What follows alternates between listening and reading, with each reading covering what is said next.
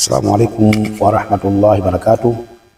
إن الحمد لله نحمده ونستعينه ونستغفره ونعوذ بالله تعالى من شرور أنفسنا ومن سيئات أعمالنا. من يهده الله فلا مضل له ومن يضلل فلن تجد له وليا مرشدا. أما بعد, baada ya kumshukuru Mwenyezi Mungu Subhanahu wa Ta'ala na kumtakia ziada za rehema bwana Mtume Muhammad sallallahu alaihi wasallam, ndugu zangu, leo twende kuangalia utukufu na uzito na siri iliyomo katika aya mbili za mwisho la suratu Al-Imran. Aya zilizomo katika surati Al-Imran, sio za mwisho, zilizomo katika suratu Al-Imran ni aya ambazo ndugu zangu Muislamu zina mambo makubwa sana. Jambo la kwanza, mwenye kudumu na kusoma aya hizi zinaondosha ufakiri. Zinaondosha ufakiri, maana umaskini unaondoka. Lakini pili, zinafanya wepesi katika mambo ya mja anayoshughulika nayo kila siku katika mahitaji yake, Mungu anamfanyia kwa wepesi.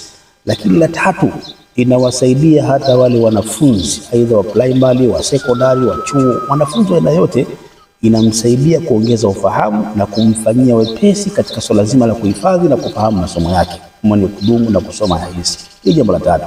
Lakini jambo la nne, linawasaidia wale ambao wenye kuhitaji uongozi, wenye kuhitaji cheo, wenye kuhitaji nafasi, basi wadumu sana na kufanya dua hii na aya hizi kila wakati. Fuata maelekezo yale ambayo nitakayosema, inshallah wewe nenda katekeleze maelekezo haya.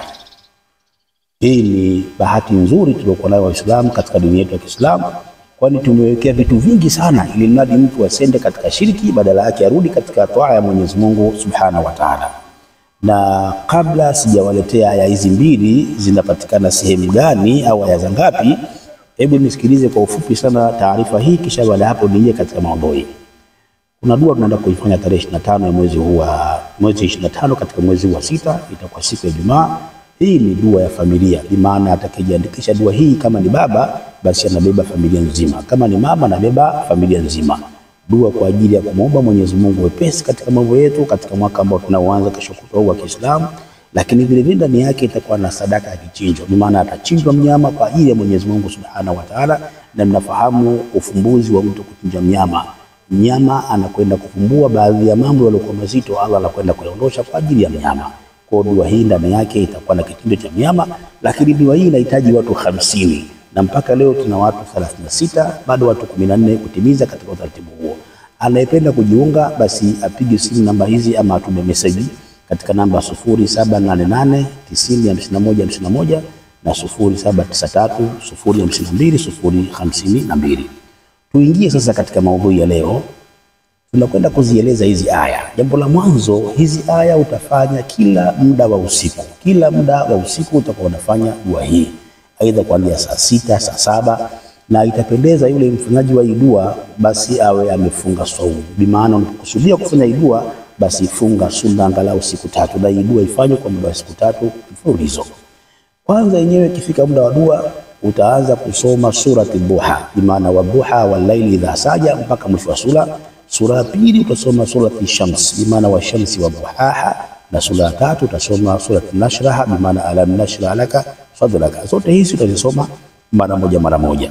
Baada ya hapo ndio utasoma aya hii inasema, kulillahumma malikal mulki tu'til mulka man tasha'u wa tunzi'ul mulka mimman tasha'u wa tu'izzu man tasha'u wa tudhillu man tasha'u biyadikal khairu innaka ala kulli shay'in qadir.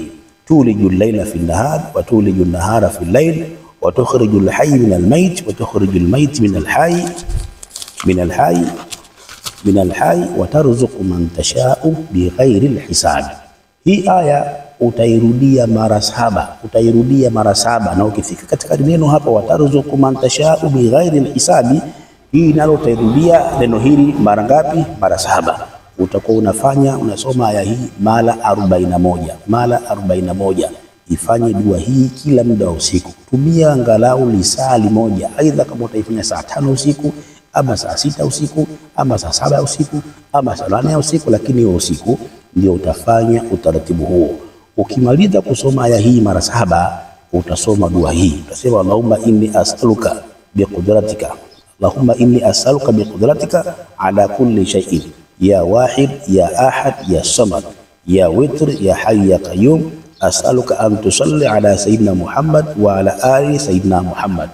Utafanya hivyo, dua hii utaisoma mara ngapi? Mara 7. Wallahi, kwa mtu anayetaka cheo, kwa mtu anayetaka uongozi, soma sana dua hii. Wallahi utakuja utanipigia simu utanikumbuka. Isome sana dua hii sana. Kwa mtu ambaye mwanafunzi anasoma, anataka ufaulu mzuri, alama za juu darasani, anataka mwanafunzi huyu afanye vizuri katika masomo, basi dumu na kusoma sana dua hii. Na kama ni mwanafunzi, jitahidi sana kila mwanzo wa mwezi na mwisho wa mwezi fanya mara 3. Kila mwanzo wa mwezi na mwisho wa mwezi fanya mara 3. Kwa yule ambaye anataka uongozi, basi afanye dua hii kila siku ya Ijumaa. Ina maana usiku wa Alhamisi kuamkia Ijumaa isome sana dua hiyo. Kwa mtu ambaye anataka riziki, Mwenyezi Mungu amkunjulie riziki zake, afanye siku ya Ijumaa. Kwa mtu ambaye anataka Mwenyezi Mungu amfanyie sahali wepesi katika mambo yake, afanye siku ya Ijumaa, afanye utaratibu huo. Narudia tena ili uweze kunielewa. Utakachofanya, utaanza kusoma surati Duha, imana wa duha wal laili idha saja.